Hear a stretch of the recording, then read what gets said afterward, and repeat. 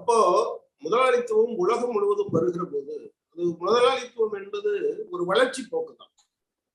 அதுக்கு முன்பாக நிலப்பிரபுத்துவம் இருந்தது.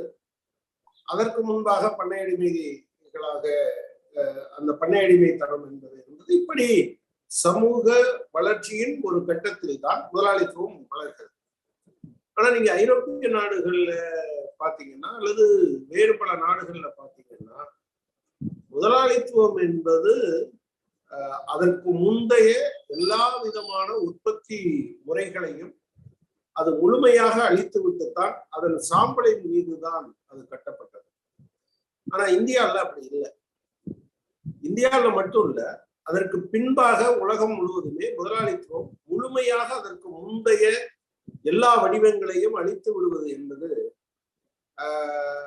இந்த அதனுடைய புரட்சிகர சக்திகள் வளர்வதற்கு வாய்ப்பாக இருக்கும் என்கிற முறையில் தான் இந்தியாவில எல்லாம் இன்னைக்கும் நீங்க கிராமப்புறத்துல பாத்தீங்கன்னா இந்தியா ஒரு பெரிய அது என்னது, ஒரு பக்கம் ஒரு நவீன தொழில்நுட்பம் வளர்ந்த நவீன தொழில்கள் இருக்கக்கூடிய ஒரு நாடு, இன்னொரு பக்கம் ஆதிவாசி மக்கள் இன்றைக்கும் கூட குடியிருக்க இடமில்லாமல் நிரந்தரமாக வீடு இல்லாமல் அலைகிற நாடு. ஆதிவாசி மக்கள் மட்டும் பாத்தீங்க அப்படின்னு சொன்னா கிட்டத்தட்ட 8 கோடி பேர் இந்தியால இருக்காங்க அப்படிங்கிறத நம்ம பார்க்கிறோம். 8 கோடியை விட அதிகமாகத்தான் இருக்கக்கூடும். 130 கோடியில 7% என்பது இன்னும் கூடுதலாத்தான் இருக்கும். எனவே நிலப்பிரபுத்துவ சமூக அமைப்பும் இருப்பதுதான். அப்ப முதலாளித்துவம் நீங்க இன்னைக்கு இருக்கக்கூடிய ஜனநாயகம் என்பது, இந்த பாராளுமன்ற ஜனநாயகம் என்பது முதலாளித்துவ வளர்ச்சியின் கூட வளர்ந்து வந்த ஒரு வடிவம் என்பதை நாம் மறந்துவிடக்கூடாது. அதற்கு முன்னால மன்னர்கள் ஆட்சி செய்தார். இந்த வடிவம் முதலாளித்துவ பொருளாதார அமைப்பினுடைய ஒரு வடிவமாகத்தான் வந்தது. ஆனா ஒரு கட்டத்துக்கு பின்னால நீங்க நவீன தாராளமயம் அமலாக்கப்பட்ட பிறகு ஒரு முதலாளித்துவம் அது தொடர்ச்சியான நெருக்கடியில் இருக்கு.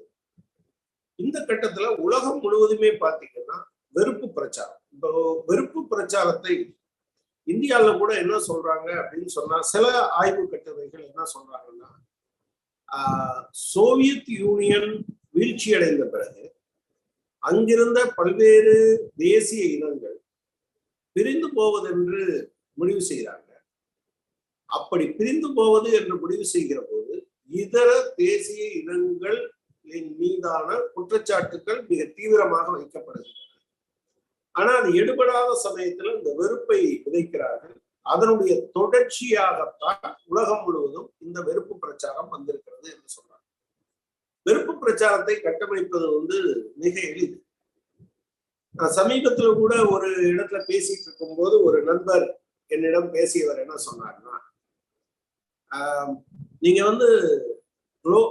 நேத்து விவாதத்துல கூட நேத்து தொலைக்காட்சி விவாதத்துலதான் சொன்னார், குளோபல் டெரரிஸ்ட் நெட்வொர்க்.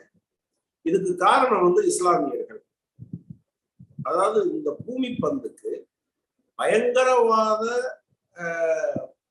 ஆபத்து இருக்கிறது என்றால் அது இஸ்லாமியர்களிடமிருந்துதான் இருக்கிறது என்று சொன்னார்.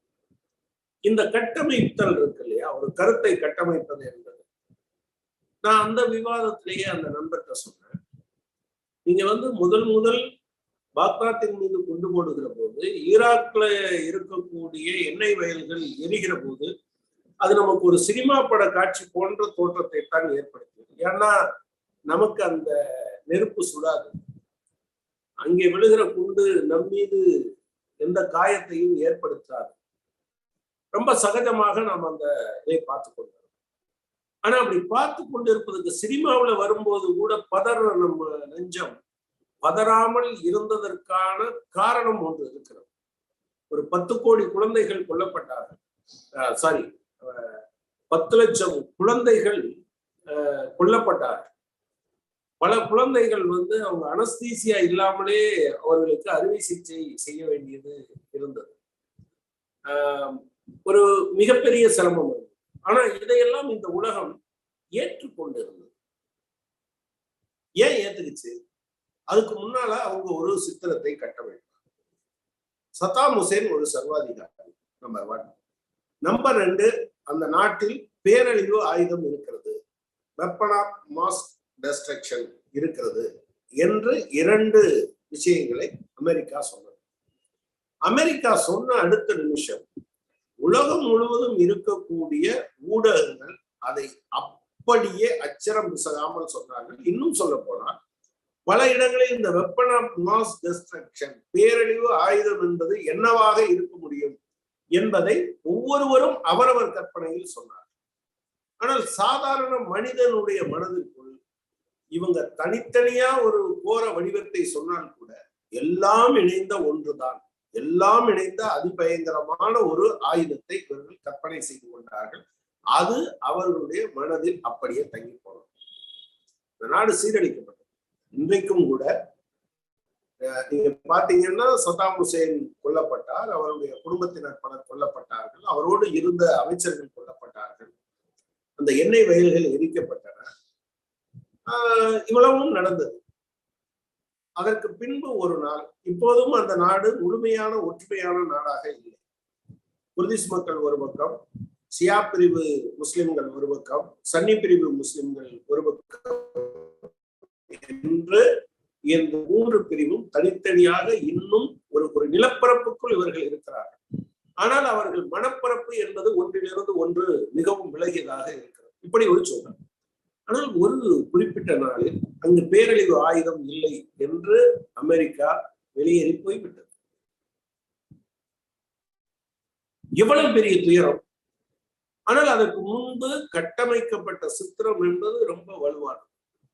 இதை நீங்கள் இன்னொரு விஷயத்திலையும் கூட பார்க்கலாம். ஆப்கானிஸ்தான் ஒரு 1/4 நூற்றாண்டு ஒரு மிகப்பெரிய அந்த நாட்டுல சமீபத்துல கூட தாரிக் அலி என்கிற ஒரு அறிவுஜீவி ஒரு கேள்வியை கேட்டிருக்கார். சரி, அவங்க பெண்களை இதுல விஷயம் என்னன்னா, நீங்க ஐரோப்பா கண்டத்தில் இருக்க பல நாடுகளை விடவும் அமெரிக்காவை விடவும் பெண்களுக்கு வயது வந்த அனைத்து பெண்களுக்கும் வாக்குரிமை என்பதை 1917 சோவியத் யூனியன்ல வந்தபோது அந்த பெண்களுக்கு வாக்குரிமை என்று அவர்கள் அறிவித்த உடனேயே இதனுடைய தலைவராக இருந்த அமாலுல்லா கான் அங்க பெண்களுக்கு வாக்குரிமை என்பதை அளித்தார். ஆனா தாலிபான்கள் ஆட்சியில பெண்களுக்கு எந்த உரிமையும் இல்லை என்பதை நான் ஏற்றுக்கொண்டேன். ஆனா பிரச்சனை என்னன்னா, தாரிக் அலி என்ன கேள்வியை வைக்கிறாங்கன்னா, ரைட், அதை நான் ஏத்துக்கிறேன்.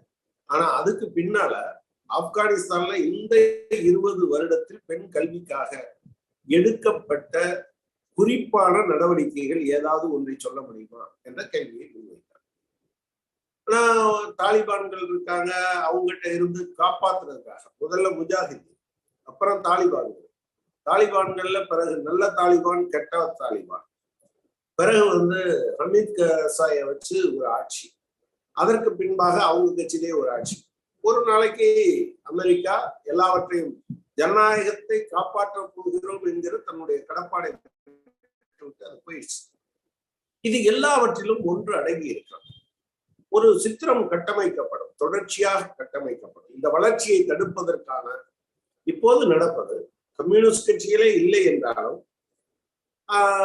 ஒரு நாள் இந்த ஏற்றத்தாழ்வற்ற ஒரு சமூகம் அமைந்தே தீரும் என்பதில் எந்த சந்தேகமும் கிடையாது. ஆனா ஒரு பிரச்சனை என்ன இருக்கிறது என்றால், இப்போது நடக்கிற போராட்டம் என்பது உலகம் முழுவதும் சமத்துவத்தை நோக்கிய பயணத்தை தடுத்து நிறுத்துவதற்கான முயற்சியும் அதை விரைவுபடுத்துவதற்கான முயற்சியும் என்று இருதரப்பு உலகம் முழுவதிலும் இது போராடி கொண்டிருக்கிறது. அதுல எந்த வகையில் நீங்கள் சேர்த்தீர்கள் என்றாலும் இந்த 2 வகைக்குள் எல்லோரையும் அடக்கி விட முடியும், எல்லாருடைய அரசியலையும் அடக்கி விட முடியும். அப்போ ஒரு காலத்துல இது பயங்கர ப்ரொக்ரெசிவா இருந்தது. இந்த முதலாளித்துவம் வந்த பிறகு அதுக்கு முன்பாக பண்ணை அடிமைகளாக உலகம் முழுவதும் இருந்தவர்கள் விடுதலை செய்யப்பட்டார்கள். தங்களுடைய உழைப்பை யாரிடம் வேண்டுமானாலும் விற்றுக்கொள்ள முடியும். அதற்கு முன்பாக மனிதர்கள் விற்கப்பட்டார்கள்.